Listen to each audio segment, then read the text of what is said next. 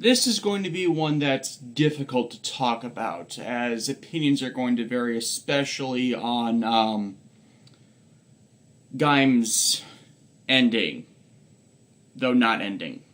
If you've seen the episode, you understand. We've got one more left before the series ends, and Urobuchi might still subvert himself. And then there's the guard to talk about. Toqger. It finally addressed Schwartz and his plans towards getting revenge on Zet for Grita's death. And to do it, he pretty much tries allying with the Toqger, which is not an unexpected decision, considering the Toqger are the main force opposing him. And, of course, Wright's an idiot. But this is one of the moments of idiocy that I'm going to give him a complete and utter buy on. One, because he recognizes the decision he made was stupid. And two, he pretty much used the same thing he did with Akira in trying to connect to the guy and feel him out and his motivations, which I buy. This is right characterization done correctly, as opposed to being the asshole character that I've been despising throughout this run. What I'm trying to say is it's characterization for him that is consistent with his character and doesn't piss me off. Granted, the rest of the team thinks his motivation and methodology is a bad idea, which kind of pulls it off, because they're saying this is a bad idea, Wright's going forward with it, and he's getting burned. And so he's learning that what he does normally is not always a good idea. This is a good thing. This leads to character development, if it's actually remembered and picked up on, and the show's not going to do that, is it? But yeah, Schwartz betrays them because he wanted to get the drill Resha for his plans, rebuild his forces for his eventual strike at Zet. And that's why this works, because the motivations that Wright learned about him that made him trust him are all legitimate ones, and the thing he didn't expect is that Schwartz was going to trick them to get that motivation instead of staying allied with them. So it fits both of their characters to go through these actions, is what I'm trying to get at. Yes? No? Not the best of speakers when it's off the top of my head. So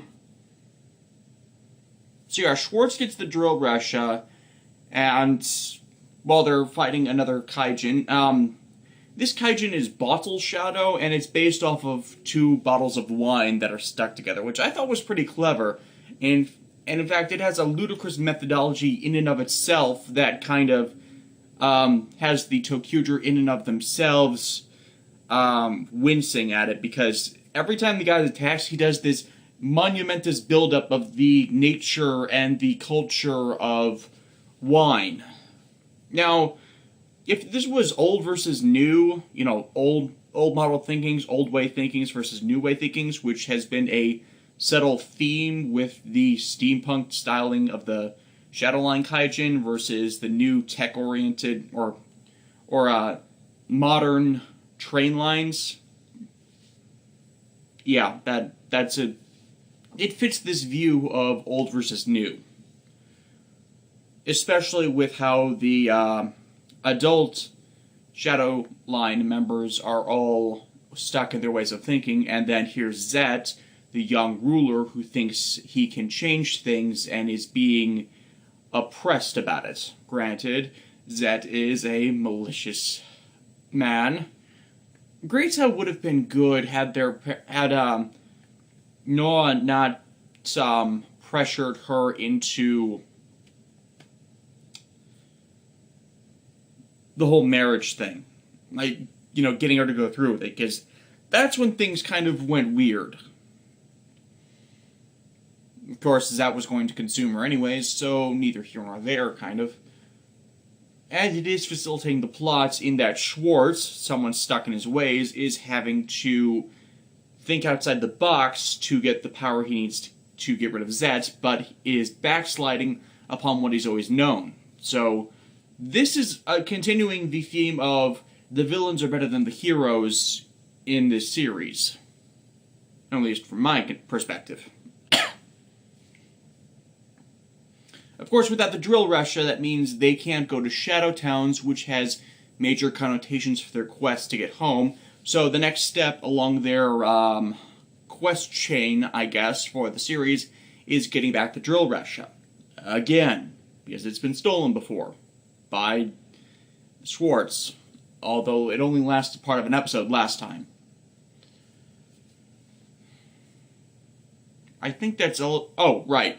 The Hyper Russia is now shown to be able to transfer between Toqger, which is why it's just a vest with gigantic train-themed shoulder pads and armor. I still say you could have done something with the gloves and the boots, like made, minor changes to the overall theme of the suit to contrast it, make it a bit more colorful if it's supposed to be an all-around thing, or hell, make something that easily straps on to the arms, because just that torso piece is boring. It's still one of the worst power-ups.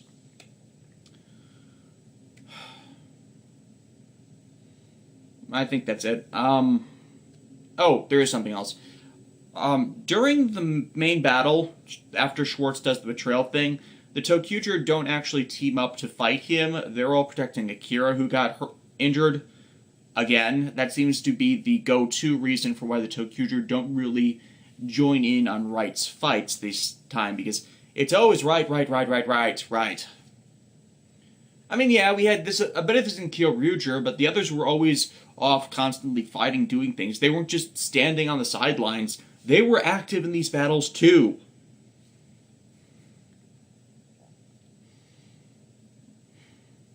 There's this Power Rangers thing where the red guy always gets the most character development and is the big focus of the show.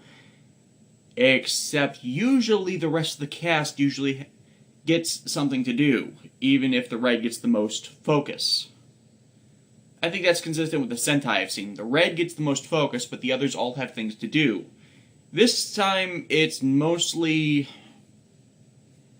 It's the right show, guest starring the Toqger. I mean, yeah, they get their own subplots, but when it comes to the battles, most of the time it's focused on Right. And that, considering I hate the guy, probably helps to my overall dislike of Toqger. Gaim. We all knew this was coming. Kota wins. Fatality. The fight is... Okay, let's face it. Most of the final battles in Kamen Rider are crowning moments of awesome.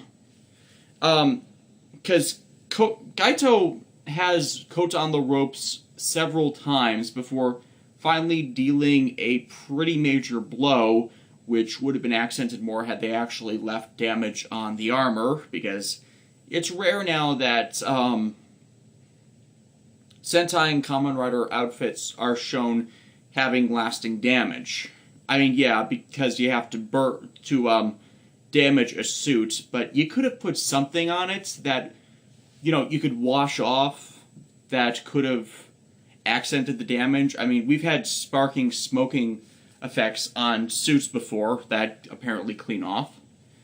And to just accent that, because it's a really big cut that makes Kota almost collapse, and then, he blocks the strike with his arm, because the arm is armored in Kiwami arms, and so he just breaks the sword, or spear, the sword spear thing Lord Baron form has, and then just jabs it into Kaito, and with as exhausted as they are from this, that's enough to deal enough damage to kill him. And yeah, that's the major spoilers for this. Admittedly, you saw it coming. And so, with the conflict decided, Maya's allowed to return to reality, and then we get the stupid stuff.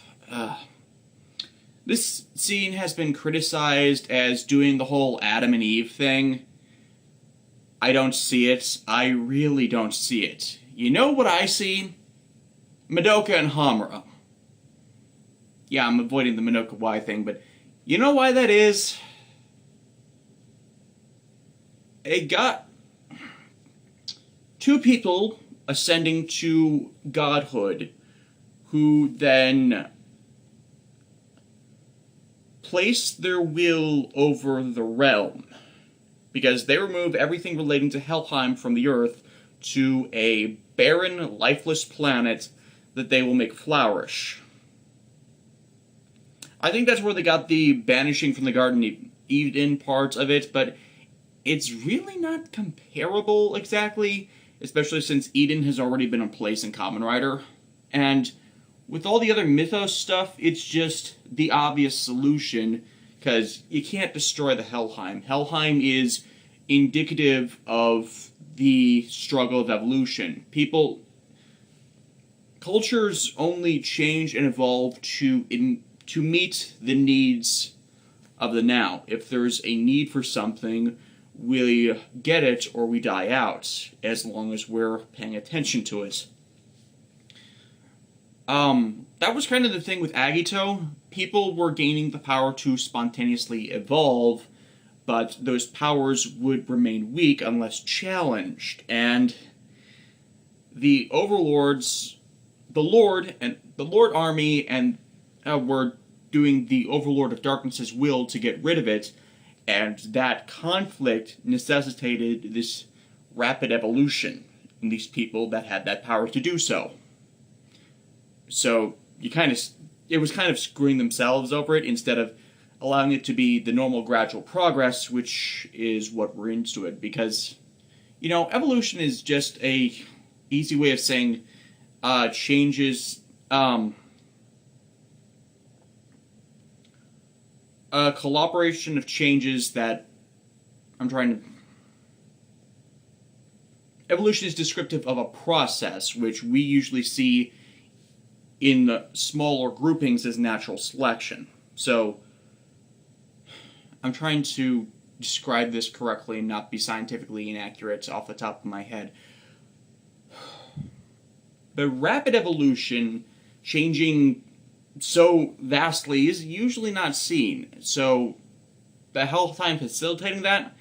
Yeah, it's one of the more benign evil forces that is evolve or die out. Yeah, I'm seeing that as fitting the true evil thing as Takatora described it dozens of episodes ago about this conflict. And it's not entirely wrong, because they advanced their technology, they researched a way to avoid this. That is the tech solution. The mystic solution is, of course, what Kaito did in taking the power of the Helheim and using it against it. And Kota took the spiritual route, I guess, because it's through retaining his philosophies and the will that he took and sacrificing only of himself instead of others that he moved forward. And I think another thing that does it credit is the conflict more fleshes out Kaito's ideals with respect to his backstory. That removing the world as it is would destroy that conquering of the weakness, except, you're killing all the weak people when you do that too, so you really don't have a world like you wanted it. As Kota puts it in the episode, right ideals, wrong methodology, which I think worked, and this way, it is kind of a win-win. Earth isn't taken over, but the Helheim... okay, the Helheim's going to do this again. We all know it's going to do this again. It's evolution. I mean, you could have just I'm not sure if you could have destroyed it. I'm not sure if that's in the pseudo-godhood evolution power. It was an option, I think. It wasn't the one discussed, and people are going to be, yeah, I'm not liking this conclusion to this, because it really doesn't resolve anything. Helheim's going to do this again, most likely. We get a scene of it doing that, which continues Orobuchi's theme of the devil analog continues to do the devil's work. Except in Madoka Magica Rebellion, where Hamura becomes the devil after killing Kyubey, and yeah. I'm not liking this ending, but it's not quite over yet. There might be something else. But at least we get a few other things in this that kind of offsets the lacklusterness of it. Gaim is still a grade A series. It's just that it's stumbling at the end. I can see why people have criticized this. I got into a brief Tumblr argument with MMA Analysis. I hadn't seen the episode yet, so I thought this was just rehashing old criticisms and not based on this. And now, having seen the episode, yeah, I can kind of agree, and I already apologized to them before because my argument was not well made then, but I thought I'd say it anyways. I'm sorry for doing that.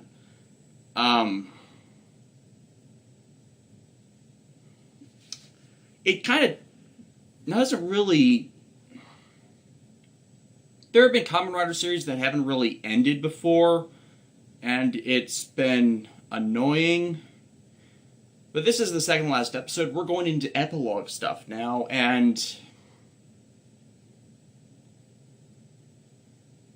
I want to know if Helheim is really going to do this again like it's indicating it is. I mean, Sagara pretty much admits itself that no matter what name he's been given, the snake, Helheim, whatever, he's always intending to see the progress. I mean, he was really surprised that he didn't destroy the civilization like every other overlord of Helheim has done to build their own kingdom from the wreckage. He's really surprised that this is probably the first time someone has chosen to just leave and take the Helheim somewhere else that has been abandoned and, you know, taking essentially the hard route instead of the easy, we'll still have everything after everything we want out of the world and after the Helheim's taken over thing. Which you kind of see coming from the tribulations. Actually, yeah. It's not a good ending, but you see it coming when you look back on the character. Which should make it a good ending. It's not really, unfortunately. But yes, it jumps forward 3 months later with Zawame rebuilding, with Yggdrasil being taken apart. Obviously, the company has been destroyed by this point. And the Beat Riders are back to dancing in a big group, with Zack kind of overlooking them because he's probably the last one left, and Michi in, I wouldn't say body-obscuring clothing, but ambiguous clothing. Clothing that just makes you another bystander instead of sticking out, which should make you conspicuous, but neither here nor there. This is an unfortunate bit of it. Jonichi puts up a flyer looking for Ryoji Hase. You know, the guy who died 35 episodes ago, 36 episodes ago. No one told him.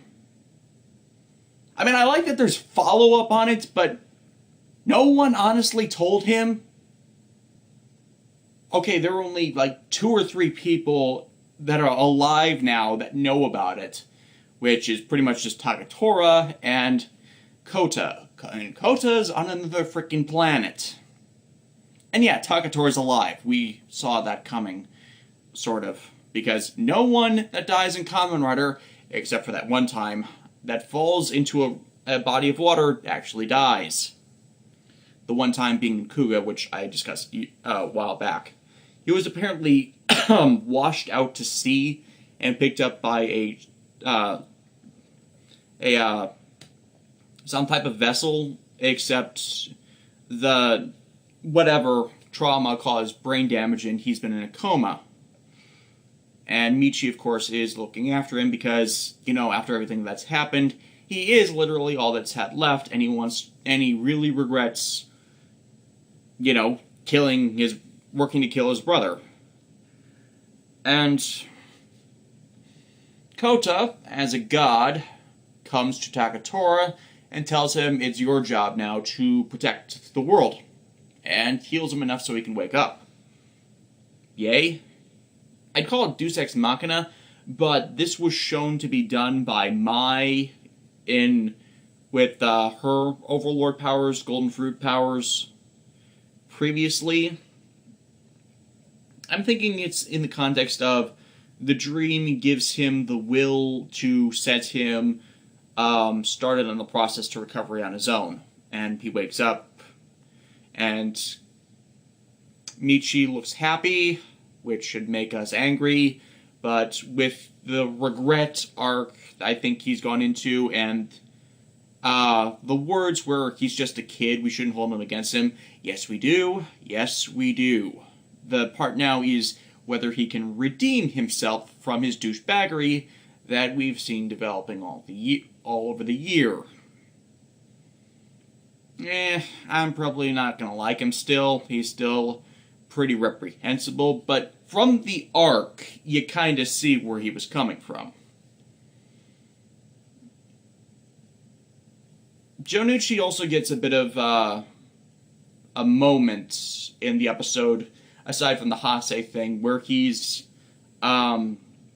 discussing the aftermath with Oren, who's reopened his shop, and while Jonichi still has his job there, and he's thankful for it as it keeps his mind off of things, he can't help but wonder where they're going from here. And I gotta agree with that. He's looking back on everything that happened, seeing how things have changed, and whether it's going to end up being a good or not. And I like that scene. I do, because he's been the butt monkey for most of the season, and he's reflecting on why that was, which I get and see why that would work with him. I mean, we're down to, 4 survivors, and most of the belts have been destroyed. We got 1 episode left there, and I'm hoping we can get some better resolution. Because, while this is certainly not the worst ending for a good series I have seen, it certainly doesn't ruin the overall. It's not. The final battle is good, but the wrap-up so far has not been that great. Critics win this one. Garo.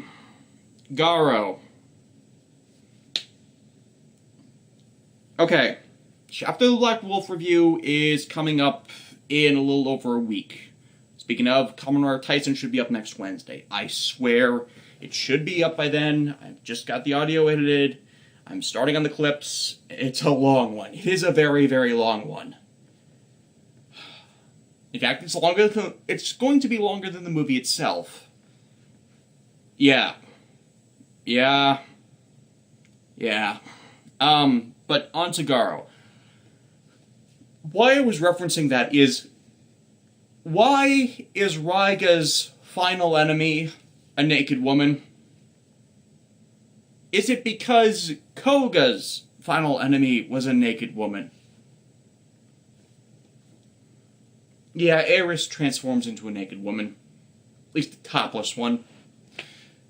I know, different standards in Japan. In fact, with how the whole thing goes, I'm barely looking at her because there's so much else going on, but you can't help but notice it.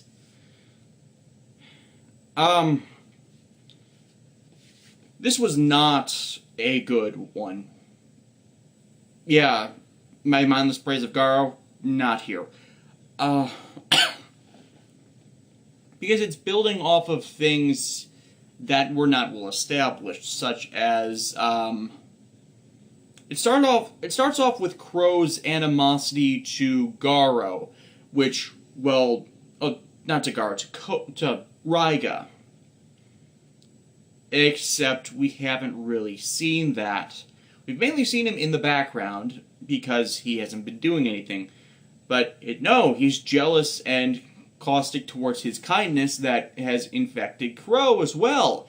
And we would see that if he actually did more in this, or, was sniping with comments about it. And I'm just going back to Rei Suzumura and how well his development was handled in his flawed quest against Koga. And I'm seeing Crow now, and you're angry you didn't get...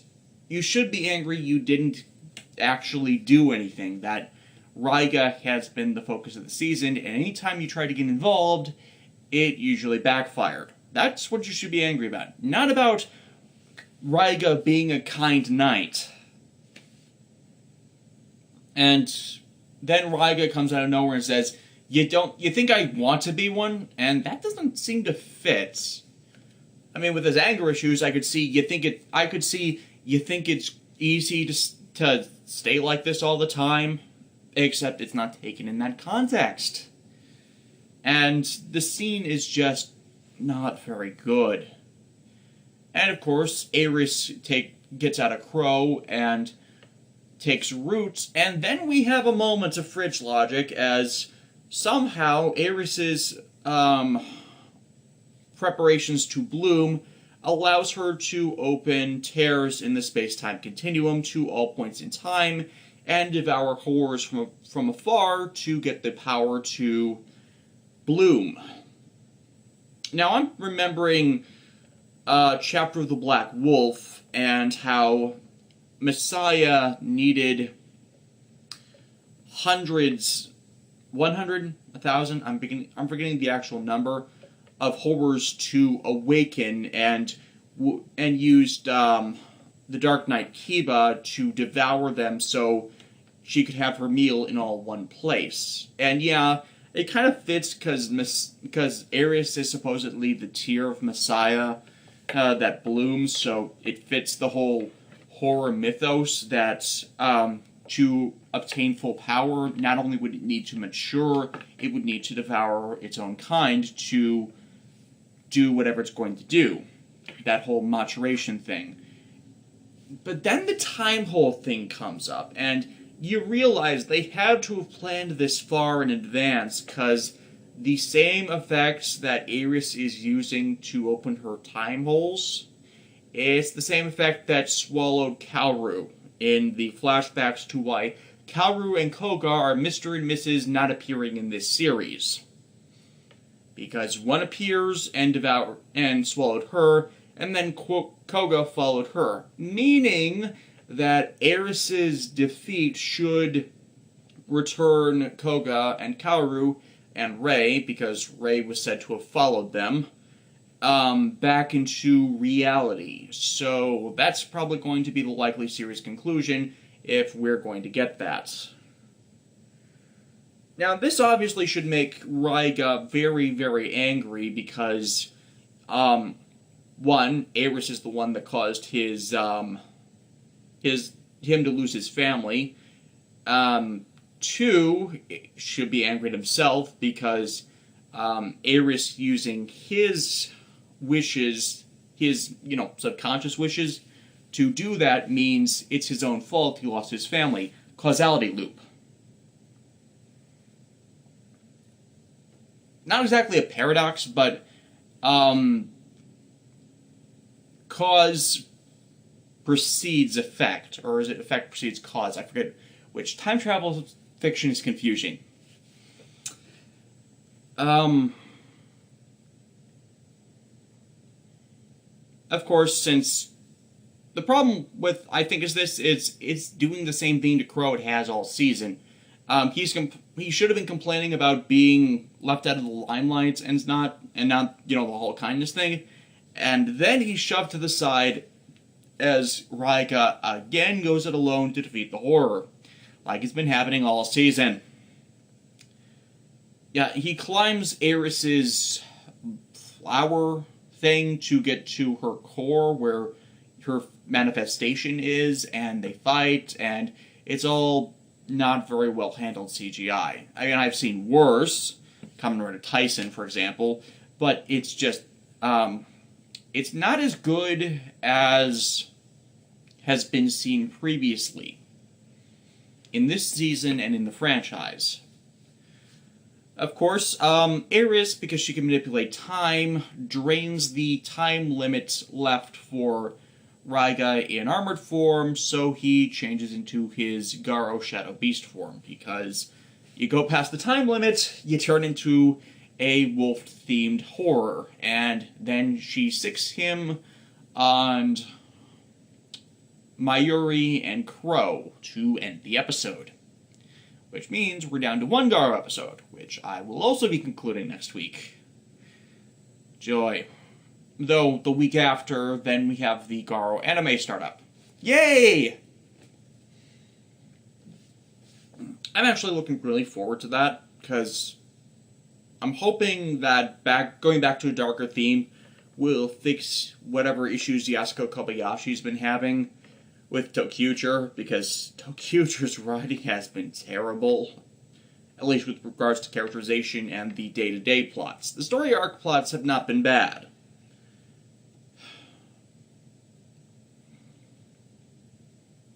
We got a filler episode for Toqger next week and 2 finales to deal with, so I'm probably going to end up talking long about this series and the overall themes and feelings I have for Garo and Gaim, like I did with the Kyoryuger wrap-up, which had started these vlogs, but depending on how much work I have to do next week, I might just skip doing that. But until then, I'll see you next week.